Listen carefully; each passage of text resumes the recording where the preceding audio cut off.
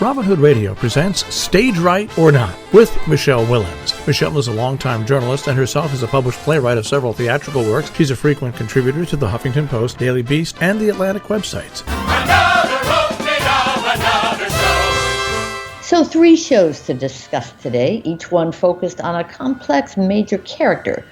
The first is a lonely professor whose future is threatened when she gets a dire medical report. The next is a man going through the proverbial midlife crisis who manages to be cranky, creepy, and, wouldn't you know it, charismatic.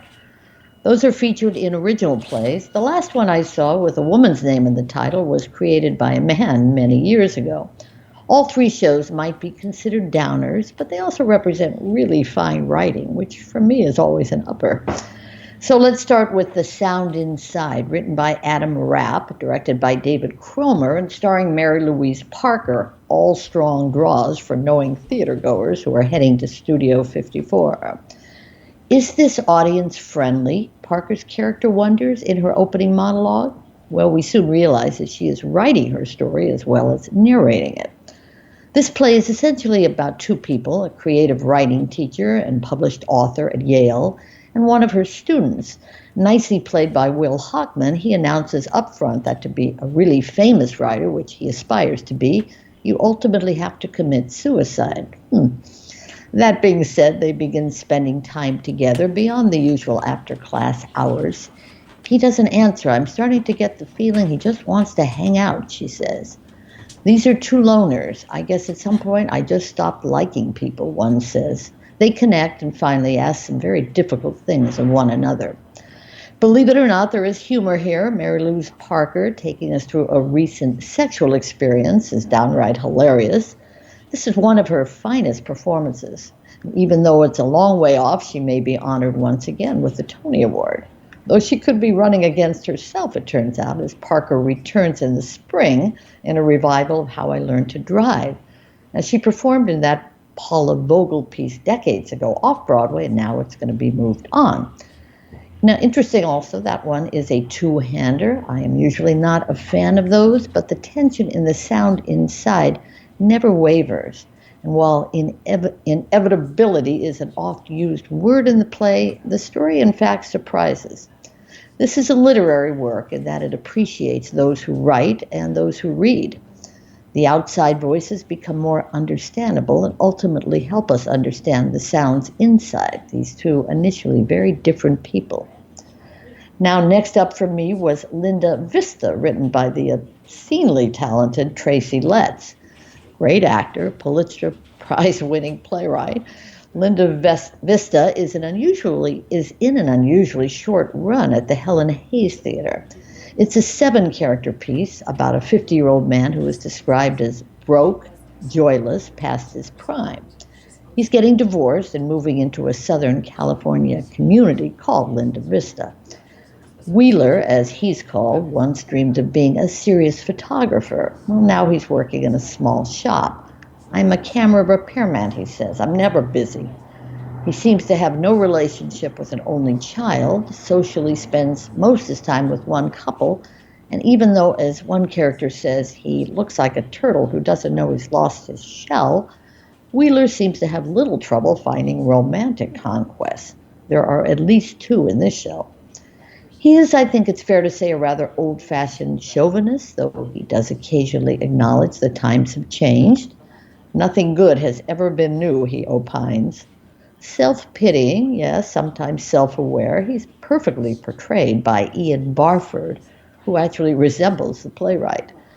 Linda Vista is a tough play at times, and I think it's fair to say men appreciate it more than women, but primarily it qualifies as a dark comedy, and there are a lot of very funny lines. Though I think the only one that elicited applause was when Wheeler says of Trump voters, "You cannot be friends with those people." You should be warned there is a good deal of profanity here, and by the way, full nudity in several scenes. The play runs about 2.5 hours, but director Dexter Bullard keeps things moving nicely. The show comes to us from Chicago's Steppenwolf Theater, from where Tracy Letts emerged. I truly don't know how he manages to act in challenging roles, recently starring on Broadway in All My Sons, and keeping his own plays coming. Speaking of which, the next arrives in the spring called The Minutes, which is about a political story about how local government works or doesn't. And I guess he should know coming from Chicago. My last play of the week is Molly Sweeney, written by Irishman Brian Friel more than 20 years ago. Now, here we have three actors on stage who never interact with one another, but are the key characters in a very interesting and moving story. Molly Sweeney has been blind since she was an infant, but has managed to live a pleasant and self-sufficient life, married to a man named Frank, who always takes on lost causes, be they mammals in the sea, Iranian goats, or, in this case, his wife's blindness. The third character is the doctor hired to perform experimental surgery to try to give Molly sight, and, he says, a chance to restore my own reputation. Molly was raised by a loving father who taught her to touch, to feel, to sense, and assured her, I promise you're not missing a lot. Her mother is only referred to as having had nervous troubles that kept her away from home. Now, I don't want to give more away except to say that the performances by Pamela Sabaw, Paul O'Brien, and Tommy Schreider are all terrific, and the words of playwright Friel are memorable. She had an instinctive beauty for every occasion, is one I recall. And insightful words. One leaves wondering what it would be like to have to learn to see, especially when one has spent a lifetime learning not to see by studying things sequentially. The play, which, by the way, is produced by the Keene Company, now in its, 20 years, 30 years? I can't remember what they said, but it's at Theater Row off-Broadway. Anyway, it makes a clear distinction between what Molly deals with physically and what she later faces psychologically. How much do I want this world, she ultimately must ask. The situation affects all three characters in painful and life-changing ways. The play runs a bit too long, 2 hours 20, but one certainly appreciates hearing such sentiments that last beyond the theater, and if you're like me, till your next look into the mirror. Finally, some Broadway news to report. Yet another movie-turned-theatrical musical is on the way, Mrs. Doubtfire. Remember that one with Robin Williams dressing up as a nanny so he can see his own children? Well, good luck with all the self-identifying questions this one may be tackling. Also coming, though likely not this season, are stage adaptations of The Devil Wears Prada and The Notebook. That trend obviously ain't going anywhere soon. And despite my predictions that it would never happen, it seems a musical about Michael Jackson is in our future, likely next summer. With the script by the highly talented Lynn Nottage, and of course that great music, this one, it seems, aims to avoid the child molestation controversy by focusing only on a particular time in Jackson's career. Anyway, interesting stuff, Jill, and I think we can say that Broadway producers may never again see a movie without imagining it on a stage. And way back when, didn't they? I'm going to say it was ever thus, is what I'm going to say. Yeah, probably, that's true. I don't know. Back when I was just a long time ago, I just remember people looking at things going, oh, wow, we'll turn that into a... And some things have absolutely no right in my view, but they didn't stop them. I am struck that you mentioned the Michael Jackson thing because I was well behind in my newspaper catch up.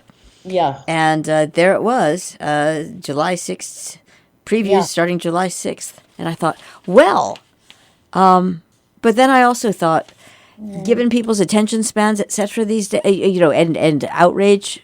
That's a good point. It's probably far enough past that. But we're 6,700 outrages past that one for right now. That's right. And by the time that it rolls around, people are just going to be either onto something else or their outrage. Will have moved on, and they'll say, exactly. Remember when those the Jackson 5, remember that cute little guy, And remember that song. Because that was a really good song. And I'm sort of watching it just broadly in entertainment and even in TV adverts and so forth, because there's a real almost crusade to get people go. Almost everything has a dog in it. Right. And almost everything has a reason to take the dog outside. So good. And, people can take darker, even if they touch on some of the darker aspects or hint at some of that.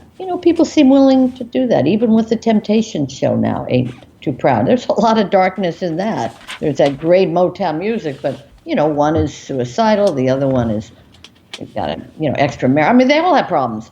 So, or issues, that would be considered something. I mean, I think they might get away with this with Michael Jackson if it's great enough musical and if they hinted some of the darkness to come, maybe. Why not? Do you? When they start doing a musical on Harvey Weinstein, then we can talk. It's called Finding. What musical was he involved in? Was it Finding Neverland? Finding Neverland. Right. Which apparently he lied to in terms of getting the money for that. That was a whole scandal in itself. But anyway, so I think that you're right. The Michael Jackson thing might be far enough away. And sure, movies were always turning. It seems like they used to be movie musicals that became theater musicals or theater. There was cross pollination, but the bigger thing is that there was a little. It always felt a little more joyful.